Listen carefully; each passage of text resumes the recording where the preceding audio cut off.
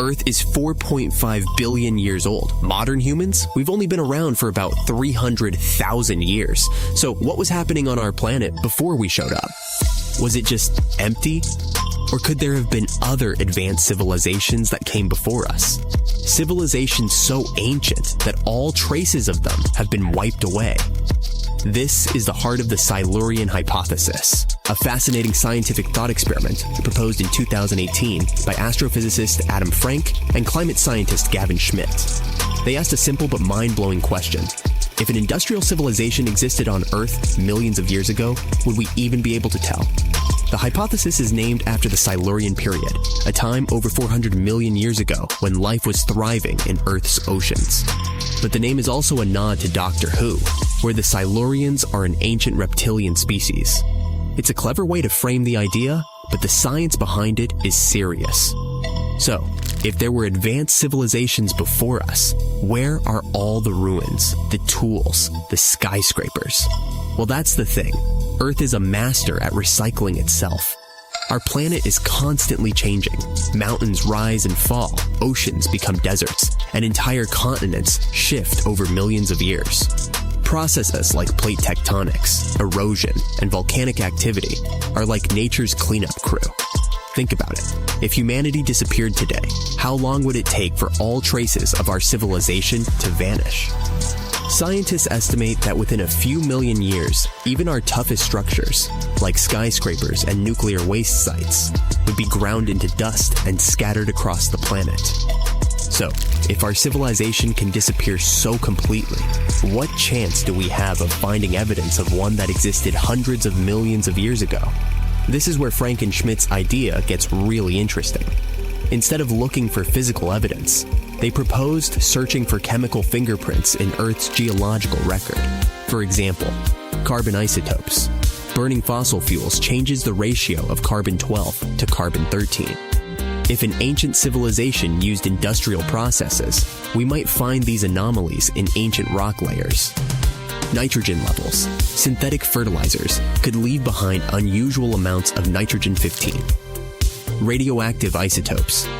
If they used nuclear technology, we might find traces of plutonium-24 or iodine-129. Elements that don't occur naturally in large amounts.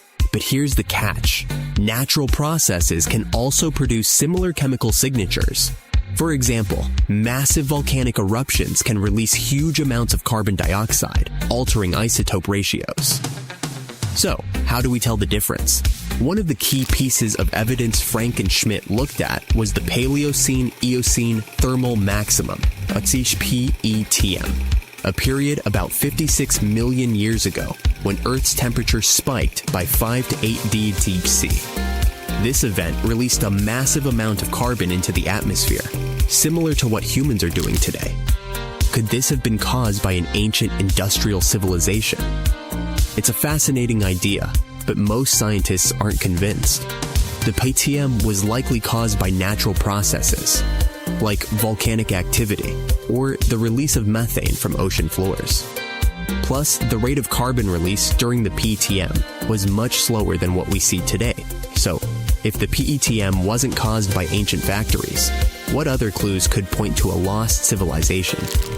Some researchers have suggested that dinosaurs might have been more advanced than we think. Take the Troodon, for example. This small bird-like dinosaur had a large brain relative to its body size, binocular vision, and grasping hands, traits that suggest it could have been capable of complex behavior. Paleontologist Dale Russell even speculated that if dinosaurs hadn't gone extinct, Troodons might have evolved into intelligent, human-like creatures he called dinosauroids. But let's be real, even the smartest dinosaurs were probably nowhere near building cities or launching rockets. So, what about something even stranger, like a civilization based on fungi? In 2000, a Japanese biologist named Toshituki Nakagaki conducted an experiment that blew everyone's minds. He placed a slime mold in a maze with a sugar cube at the end. Within hours, the mold figured out the shortest path to the sugar without a brain. This raises a wild question. Could fungi or other simple organisms have formed some kind of ancient intelligent network? If so, their civilization would leave behind no physical traces, just subtle chemical clues. Of course, not everyone is on board with the Silurian hypothesis. Critics point out that there's no direct evidence, no tools, no buildings, no artifacts. All the proposed chemical traces could be explained by natural processes. Evolution makes it unlikely that any species before humans could have developed advanced technology. So, was there an ancient civilization before us? The answer is, we don't know. But the Silurian hypothesis isn't really about proving the existence of lizard people or dinosaur engineers. It's about challenging our assumptions and asking, what don't we know about Earth's history? And who knows, maybe one day we'll discover a clue that changes everything. For centuries, humanity has believed in a linear path of evolution, a slow, steady climb from primitive survival to modern innovation. But what if that story is incomplete? What if the turning points in our development weren't purely natural? Roughly 6 million years ago, an ancestor of modern apes rose to its feet, setting in motion a journey that would eventually lead to Homo sapiens. For hundreds of thousands of years, progress was glacial. We tamed fire, carved basic tools, and lived hand-to-mouth existences. Then, just 20,000 years ago, everything changed. In a span shorter than a blink in evolutionary terms, we went from hunter-gatherers to architects of vast megalithic temples, builders of empires, and eventually, explorers of space. How do we make sense of that? Some argue we can't, not with conventional science alone. This explosion of intelligence and innovation has led to alternative theories. One of the most provocative, that we had help from beings far more advanced than ourselves. Welcome to the world of the Anunnaki. They're more than myth. They're the center of a sprawling theory that suggests humanity's greatest leaps weren't entirely human. According to ancient Sumerian texts, these so-called gods came not from the heavens in a spiritual sense, but from the sky in the most literal way imaginable, another planet. And they didn't just visit, they stayed, they ruled, and perhaps most importantly, they altered us. Long before Egypt erected its pyramids, or Stonehenge crowned the English countryside, the Sumerians were building cities, inventing writing, crafting legal codes, and mapping the stars with uncanny accuracy. Their civilization bloomed in Mesopotamia nearly 7,000 years ago, and it left behind cuneiform tablets that continue to baffle and inspire. These records tell of beings called the Anunnaki, translated as those who came from heaven to earth. They introduced tools, language, agriculture, and even mathematics. But the texts also hint at a darker truth. These beings didn't just uplift humanity. They enslaved it. Why? One word: gold. Ancient records describe massive gold mining operations that predated technological society. But here's the twist. To early humans, gold was worthless. It had no utility, no exchange value, no role in survival. Yet we dug for it with obsessive intensity. According to the Sumerians, the Anunnaki needed gold, not for jewelry, but for survival. Their home planet, Nibiru, was dying. Its atmosphere was decaying, and gold particles, when dispersed in the air, could reflect solar radiation and purify environmental conditions. Earth had gold, lots of it. And so, the Anunnaki came. At first, they did the labor themselves, but mining Earth's crust was exhausting. Frustrated and desperate, they considered a more efficient solution: genetic engineering. If they could merge their DNA with that of early humans, they could create a workforce suited to the task, strong, obedient, and intelligent. Enki, one of the Anunnaki leaders, took the lead. Early experiments were monstrous, deformed hybrids that echo legends of giants, cyclops, and mythic beastlists. Many were destroyed, others abandoned. But eventually, success came. Using one of their own as a surrogate, they implanted a fertilized egg, part Anunnaki, part hominin. The result was a child named Adamu. Sound familiar? To many, Adamu is the precursor to the biblical Adam, The parallels between religious creation stories and Sumerian myth are too sharp to ignore. Created in our image, from clay, the Sumerians were telling a story that would echo through ages, morphing into sacred texts and oral traditions around the globe. Adamu and his descendants became laborers, building a society under Anunnaki rule. But something strange happened. These hybrids didn't just follow. They learned, they questioned, they grew in number and complexity. Eventually, they became us. Here's where the timeline warps. Homo sapiens have existed for over 300,000 years. Yet for most of that time, we were indistinguishable from animals in both behavior and cognition. Then, seemingly overnight, we developed art, architecture, religion, governance, and science. No smooth curve, just a spike. How? Some point to climate shifts or population booms, but others look to Nibiru. Modern astronomers have observed gravitational anomalies beyond Neptune, suggesting the presence of a massive unseen planet. Dubbed Planet 9 or Planet X, it eerily mirrors the Sumerian Nibiru, which they claimed had an elliptical orbit that brought it near Earth every 3,600 years. The timing of historical jumps in human development? It aligned suspiciously well. According to legend, as Nibiru approached Earth, the Anunnaki would return. Some think they never left. Others believe they're watching, waiting. What did they look like? Relics suggest beings 3-4 meters tall, with elongated skulls and high foreheads, features mimicked by ancient civilizations who bound the skulls of their elite.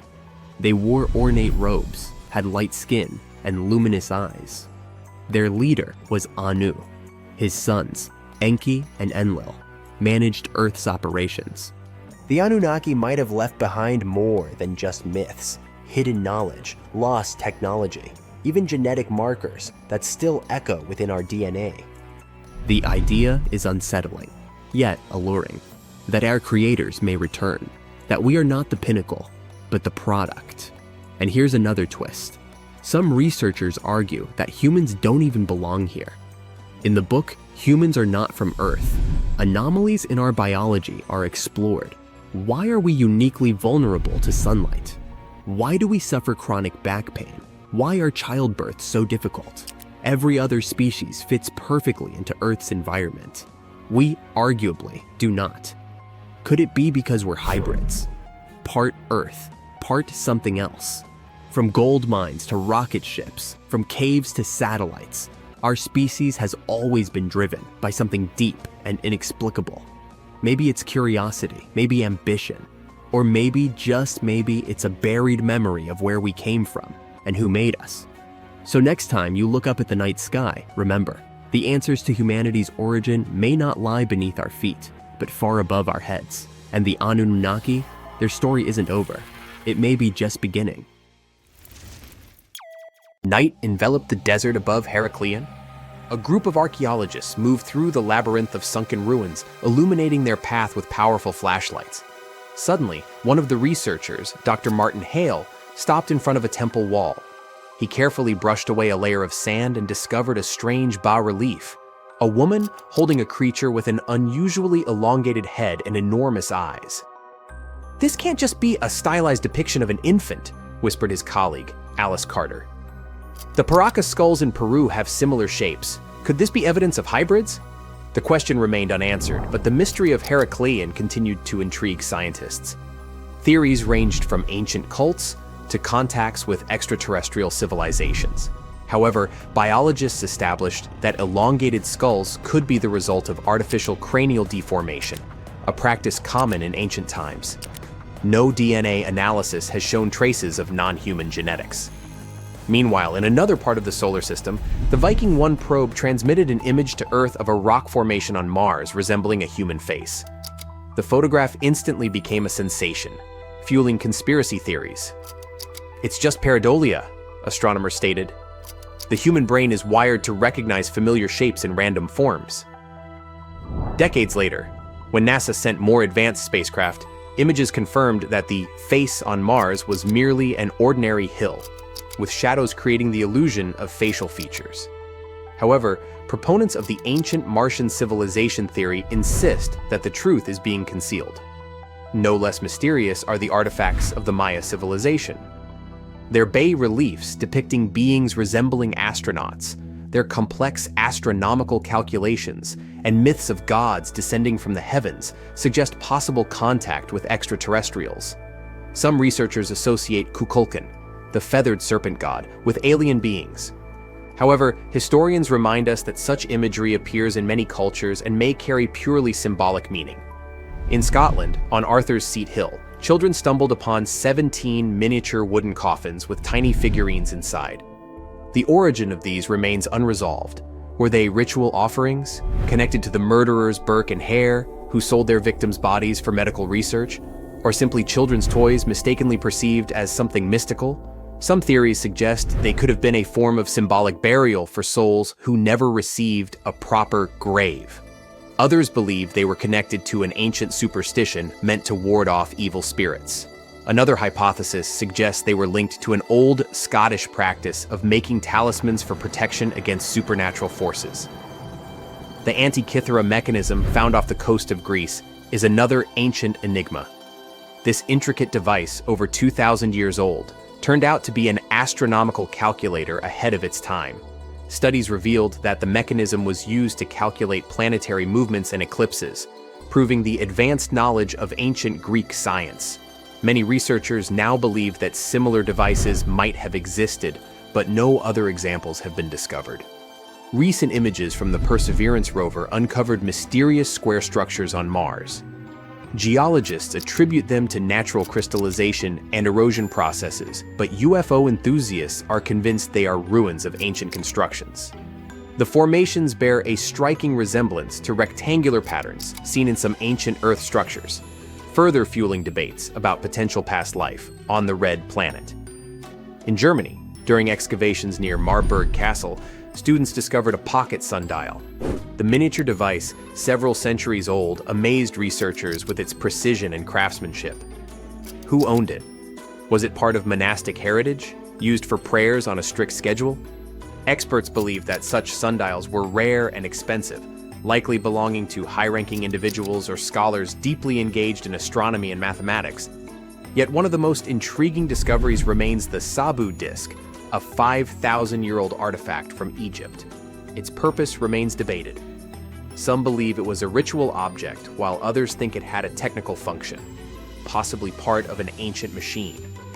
Some engineers speculate that its shape suggests it could have been part of a primitive flywheel or a component of an unknown mechanism. Certain studies suggest it could have been related to liquid movement or even served as a part of a lost mechanical system. Despite extensive research, its true function remains an enigma, adding to the ongoing fascination with the technological capabilities of early civilizations. The world is full of mysteries. Every solved enigma raises new questions. Were these artifacts merely the result of human ingenuity, or evidence of contact with forces we have yet to understand? As new discoveries emerge, the past continues to challenge our understanding, reminding us that history holds secrets waiting to be uncovered. At some point in its long and very interesting history, our dear planet Earth was sort of snoozing, just doing its planetary thing, spinning around the sun. And then, bam, life starts getting fancy. Plants and animals start strutting their stuff, showing off their complexity. Fast forward a bit, about 65 million years ago to be exact, and a cosmic disaster strikes, or at least that's what we presume. An asteroid probably smashed into Earth, wiping out the dinosaurs and other big animals. We can't pinpoint specifics about the asteroid, but we do know that it was extremely large and it crashed into our precious planet, creating a dusty mess that settled everywhere. You can still find remnants of that dust layer in sedimentary rocks today. If you dig beneath it, you'll uncover a whole bunch of fossils. These prehistoric creatures were living it up before the asteroid crashed the party. Think of it as the planet going on a cleaning spree, leaving a bunch of empty spaces waiting to be filled. And guess who took the opportunity? Mammals! These furry little critters were the ones to rise to fame. But why is it that this disaster became such a great opportunity for mammals? It's pretty simple, actually. With no big bullies around, they grew, multiplied, and had a population expanse.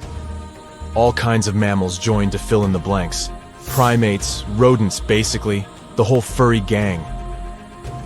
We're talking about placental mammals, marsupials, and even egg-laying mammals, adding some serious variety to the mix. We like to think of primates as our closest relatives here on Earth. What's their story? Well, around 63 million years ago, just a couple of million years after the dinosaurs' final dance, the primates decided it was time for a family reunion. They split into two groups, the dry-nosed primates, who became the cool monkeys and apes we know today, and the wet-nosed primates, who went off to become lemurs and aye-ayes, hey-hays. The fun didn't stop there. About 58 million years ago, the dry-nosed primates began their own little mission. One special guest called the tarsier, arrived on the scene, featuring big eyes that were perfect for late-night shenanigans. This tarsier took a different path from its primate relatives, embracing its unique niche and evolving separately. To this day, the tarsier is the only primate that feeds exclusively on meat. These little guys have a taste for insects, small birds, rodents, and even lizards. But that's not all that makes them unique. Their eyes are twice the size of their brains. Also, their heads can do a full 180-degree spin, just like an owl. Because of their features, the tarsiers are the true kings and queens of the night. With their superpower of ultrasonic tracking, they can spot their prey instantly. Plus, their legs and feet are like springs ready to launch them into action.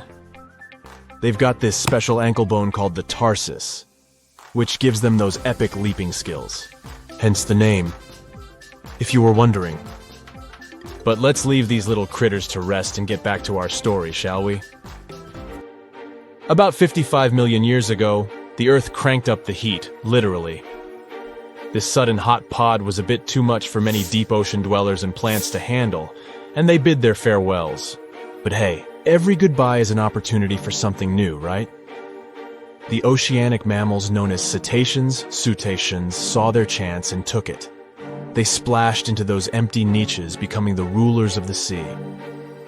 In this category of creatures, you can find the blue whale and the dolphin.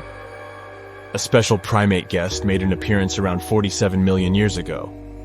Scientists now affectionately call the fossil of such a creature Ida. This little wonder caused quite a stir, initially hailed as the missing link in human evolution. But here's the hilarious part. It turned out Ida was not one of us dry-nosed primates, but a cheeky wet-nosed one. Moving forward to 40 million years ago, this is when another big event happened in the primate world. The New World monkeys, our distant cousins, decided to take a different path and branch off from our lineage of Old World monkeys. They packed their bags and set off to conquer South America, where they're still living it up today. What's the difference between the two, you might ask? Well, one crucial thing that sets them apart is the fact that the Old World monkeys had nostrils that pointed downwards. Around 25 million years ago, another troop of apes entered the scene, and these guys had something special, the lack of a tail. These unique creatures would go on to become our closest relatives. We're talking apes and great apes, the cool gang who share a whole lot of genetic similarities with us. The first ape to break free from the monkey madness was the gibbon. About 18 million years ago is when this little acrobat swung into the picture. A few million years later, the great apes made their grand entrance too. Orangutans were the pioneers, venturing into the wilds of southern Asia. We're getting closer and closer to the present. It was 7 million years ago when the great apes took a major fork in the evolutionary road. One path led to our ancestors, the future Homo sapiens, and the other path led to chimpanzees and bonobos. These two primate branches remained united for a few million years before finally going their separate ways. 5.6 million years ago, a game-changing ape called Ardipithecus made its way into our evolutionary history. It had a special talent, bipedalism. That's right. This was one of the first apes to walk on 2 feet, probably making its primate buddies raise an eyebrow or two. The real showstoppers, however, arrived around 4 million years ago, the Australopithecus crew. These were the earliest members of the Hominina hominina subtribe, our tribe. What made them so special? Well, probably the fact that they brought some serious tools to the game.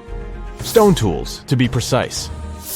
It seems that at some point in their evolution, these clever primates started using stones to make their lives easier. Now here comes a crucial turning point in our story. About 2 million years ago, our ancestors faced a food shortage. Survival of the fittest was the name of the game, and 2 strategies emerged. Group 1 went for stronger jaws, allowing them to chomp on tough foods like nuts. Group 2 had a different idea. They opted for weaker jaws, but bigger brains. They wanted access to a wider range of food options. Obviously, the bigger-brained group took the prize. And here's where our gang comes into play. Around 2.5 million years ago, a type of primate also known as handyman made its mark on history. These clever beings had larger brains and knew how to put those neurons to good use. About 1.9 million years ago, a new star emerged, Homo erectus. These creatures not only walked upright, but also had brains that were almost twice the size of the handyman's. They took the world by surprise, becoming the first of our direct ancestors to venture out of the African continent. They even knew how to tame fire. Approximately 700,000 years ago, the world witnessed a culinary revolution. The earliest evidence of cooking appeared. And around 500,000 years ago, our ancestors decided it was time to become a bit more fashionable, donning the first evidence of clothing. Our very own species came to be just 300,000 years ago. Told you we were late to the party. But the world was never the same after the appearance of Homo sapiens, the anatomically modern humans. Alongside our other relatives, we emerged, ready to conquer the world with our innovative minds and complex societies. The exact path of our evolution remains a bit of a mystery. But what we do know for sure is that Neanderthals joined the party around at some point too. As Homo sapiens flourished, so did our capacity for language. Modern speech is believed to have emerged almost hand in hand with our species. We started expressing ourselves, sharing stories, and shaping the world with our words. So, there you have it. It took 13.8 billion years of cosmic history for humans to make their entrance. Think about it. 99.998% of the time since the Big Bang, we weren't even around. Our species, Homo sapiens, is the toddler of the Earth's family, existing for just the tiniest fraction of the universe's timeline. Yet, in this blink of an eye, we've managed to unravel the entire story that led to our existence. The story won't end with us. It's an ongoing saga, still being written with every passing moment. When you think of super pricey colors, gold, silver, and purple probably come to mind. But back in Pompeii, blue was the real showstopper. Known as Egyptian blue and later renamed Pompeian blue, this color was total luxury, glamorously coating walls in ancient Egypt as far back as 2500 BCE. And in Pompeii, the demand was so high that blue could cost more than even the ridiculously expensive purple. Finding a blue artifact from Pompeii is not easy, let alone a whole room.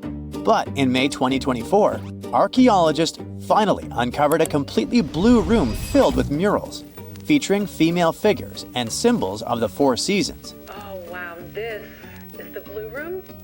This gem was actually discovered ages ago during the Bourbon era, but it took until recently to finish a full excavation. The blue room isn't huge, about 86 square feet, but don't forget that vibrant blue is rare for Pompeian frescoes, usually saved for the fanciest spots. Experts think this room may have been a sanctuary for rituals or sacred stuff. Among the finds were bronze jugs, lamps, and 15 hefty amphorae. amphorae were the Tupperware of ancient Rome, perfect for transporting liquids like olive oil, beverages, or garum, an infamous fermented fish sauce that Romans couldn't get enough of. Their tapered design meant they had to either stand on a rack or be buried in the ground, but that shape made shipping them really efficient.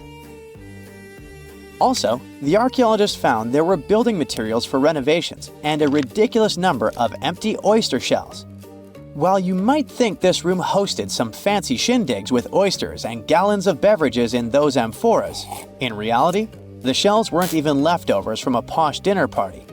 Instead, experts believe they were ground up to mix with plaster and mortar. The next find was unearthed around 2 decades ago, but the scientists only realized it in 2024. They had dug up the oldest cheese ever, clocking in at a whopping 3,600 years. The previous record holder was only 3,200 years old, found in an Egyptian tomb of some big shot named Thutmose. When they discovered that younger cheese, they found broken jars with this solid, whitish mass inside. It took some serious sleuthing to confirm it was cheese and not some ancient science experiment gone wrong. But let's go back to this 3,600-year-old cheese. It wasn't just sitting around like any old lump. It was actually a fashion statement. It was found in the tomb with the mummy of a young woman from northwestern China. She had the cheese hanging around her neck like some sort of dairy bling. Now let's talk taste. When experts were asked if they'd try the cheese, their answer was a swift no way. So basically, nobody's diving in to find out if it's pungent or not. But thanks to some fancy tech, they can analyze flavors. But even if they had dared to try, I bet it's nothing to write home about since it's as hard as rock now. Scientists figured out this cheese was likely kefir cheese, made from fermenting milk with kefir grains and had both goat and cow milk in it. Funny enough, the ladies whose tomb it was found in belonged to the Xiaohe people, who were probably lactose intolerant. But don't fret. Despite their limited plant options, they could still enjoy cheese, since this kefir delicacy had surprisingly low lactose levels. Remember when everything felt brighter? The grass greener, people friendlier, and trees looking regal? Okay, maybe I'm exaggerating about the grass and the folks, but not the trees. In 2024, some ancient plant fossils from New Brunswick, Canada, are making waves. They uncovered Sanfordiaculus densifolia, a tree over 350 million years old. It sported a trunk, flaunting over 250 massive leaves, some up to 5 feet long. Instead of a classic crown, it had a bottle brush appearance on a slim trunk just 6.3 inches wide. It's like this tree went to the gym and skipped leg day for leaf gains. Typically, ancient trees are depicted as basic trunks, but this one is a real standout. It's somewhat similar to today's ferns and palms, though palms came later. These fossils are well preserved, buried in an ancient fault lake after an earthquake. While many might just think, cool tree, scientists are excited. This discovery helps them piece together our planet's evolution over millions of years. I get it, those blue rooms, ancient cheese, and trees aren't exactly inspiring much hope for the future. But I've got something that might just change the game. In 2024, scientists discovered a new theoretically habitable planet called Gliese 12b. It's a bit smaller than Earth, but bigger than Venus, and is orbiting a mellow red dwarf star about 40 light-years away in the Pisces constellation. This star is just 27% the size of our Sun, and 60% as hot, which puts Gliese 12b in the Goldilocks zone, where liquid water could actually exist, even with its speedy 12.8-day orbit. If it's got no atmosphere, the surface temperature is about 107 degrees Fahrenheit, so if you're used to Arizona summers, you'll be just fine. The only problem is that Gliese 12b is 12 parsecs away, and sec here doesn't mean a quick second. With our fastest spacecraft, a trip would take around 225,000 years. To put it in perspective, if we imagine a regular human lifespan of 100 years, which is already slightly exaggerated, it will take about 2,250 generations to get there. Still, it's nice to know we have Gliese 12b on deck in case things go south here on Earth. And even if we never actually get there, studying it with the James Webb Space Telescope might help unravel the mystery of why Earth stayed livable while Venus didn't. Archaeologists in Egypt have made an exciting discovery. They found the upper half of a huge statue of Ramses II. This 12.5-foot limestone piece was uncovered in Hermopolis, now Ashmounein, and it lines up perfectly with the lower part found in 1930. It took almost 100 years to finish the puzzle.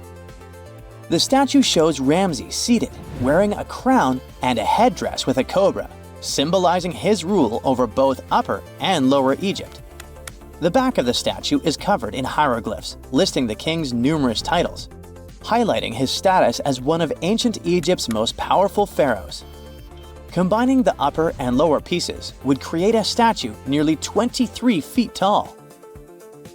You probably know the Statue of Liberty was a French gift, but did you know that the famous Venetian lions were actually made in China and not Italy? Back in 1295, Marco Polo returned to Venice from a place called Catay, we now know it as China, and shared some wild stories about everything from paper money to coal and even Kublai Khan's swanky palace in Xanadu. While some people back then rolled their eyes at his tales, modern scholars are still raising their eyebrows a bit. Despite the skepticism, Polo is a key figure connecting Europe to ancient China. Now, some recent research suggests Venice and China were already well connected before Polo's trip. A prime example? The Bronze Lion of Venice in St. Mark's Square. Researchers from the University of Padua believe that it actually came from Chinese copper around the lower Yangtze River more than 3,000 years ago, all due to a chemical analysis they ran in 2024. The winged lion became Venice's symbol between 1261 and 1264, probably even before Polo's adventures. Experts point out its resemblance to the Tang Dynasty tomb guardians, which hint it might have had a makeover on its way to Venice. 2024 is not only the year of scientific discoveries, but also the treasure hunt year. A 2-foot-tall bronze statue of the Greek deity Diana, once a fixture on the Titanic's fireplace mantle, was discovered during a recent underwater expedition. Discovering this statue was like finding a needle in a haystack, except the haystack is 2.5 miles deep in the ocean. It's just one of the many art pieces maritime archaeologists have been looking for among the Titanic's wreckage. It was more than just a luxury liner. It was filled with art treasures, from a 1912 Renault to this stunning statue inspired by a piece at the Louvre. There are several places on Earth, awesome and mysterious, that evoke so many questions that some people believe they were built by or with the help of extraterrestrial intelligence. Let's explore those mystical destinations. In the hills above Cusco, Peru, you'll find an ancient Inca fortress called Sacsayhuaman. Some of the massive stones of its walls weigh as much as 360 tons. They're cut and fitted together surprisingly precisely, and no mortar is used. The stones used for this construction were transported over 20 miles from quarries. But how did the Inca do it? Did they ask for extraterrestrial help? Perhaps. But archaeologists disagree. They have found evidence that the Inca used advanced engineering techniques involving ropes and levers to move and fit the stones. Okay, let's move on to the Nazca lines. You can see them in the deserts of southern Peru. In this area, more than 800 lines and 300 shapes stretch across the deserted landscape. Those are called geoglyphs and are best viewed from the sky. That's how theories about alien involvement popped up. The lines were made by removing the top layer of reddish rocks to reveal the lighter ground beneath. And this is a pretty simple technique. You don't even need to use modern tools. The purpose of the Nazca lines is still a mystery, but most experts believe that they had some ceremonial significance. Now, the stone circle of Stonehenge must have something to do with extraterrestrial visitors, right? Those stones, some weighing as much as 50 tons, were brought from quarries hundreds of miles away. No wonder many people offered theories about alien intervention. Well, sorry to disappoint you, but archaeologists have proven that the monument could have actually been built with the help of technologies available around 5,000 years ago, such as wooden sleds and rollers. The exact purpose of Stonehenge is still under debate. Its builders could have used the stone circle to track the sun or to perform astronomy-related rituals. The next breath-stopping place on our list is the Egyptian pyramids, namely the pyramids of Giza just outside Cairo. They were built over 4,500 years ago. The largest of them, the Great Pyramid, is made of millions of 2-ton stones which are arranged with super precision. The pyramids also align with the stars of Orion's belt, and this makes some people believe that aliens might have helped to build these awe-inspiring constructions. Experts disagree. They say that although the exact methods the Egyptian builders used are still unclear, the pyramids are undoubtedly a human achievement. Ramps, levers, and a large workforce were likely used to move the stones into place. Then, how about Teotihuacan, located near modern-day Mexico City? Once, it was a thriving metropolis. The city was built more than 2,000 years ago, and its size and advanced architecture make people wonder if aliens played a key role in its construction. In reality, the city was created by several cultures, including the Maya and Zapotec. It was a center for trade, agriculture, and other activities, but it does have some connection to space. Its layout, with the pyramids aligned to celestial events, shows a deep understanding of astronomy. And still, it was the work of human hands. Now, let's travel to one of the most mysterious islands in the world, Easter Island. Nearly 900 stone figures known as moai stand there, some towering over 30 feet tall. These statues were carved from volcanic rock more than 1,000 years ago and moved across the island to their final resting places. This impressive feat, as well as the slightly creepy appearance of the figures, makes you think about some alien intervention, doesn't it? Well, another disappointment. It's believed that the Rapa Nui people used wooden sleds or rolling logs to transport the statues, and there's no evidence that extraterrestrials were involved. The last destination isn't even on Earth. In 1976, NASA's Viking 1 orbiter captured an image of what seemed to be a face on Mars. It sparked numerous theories about alien activity. The face seems to be staring up from the Martian surface, like evidence of the activity of an ancient alien civilization. But more detailed images from 2001, taken by the Mars Global Surveyor, revealed that the so-called face was just a natural mesa, an isolated flat-topped hill with steep sides.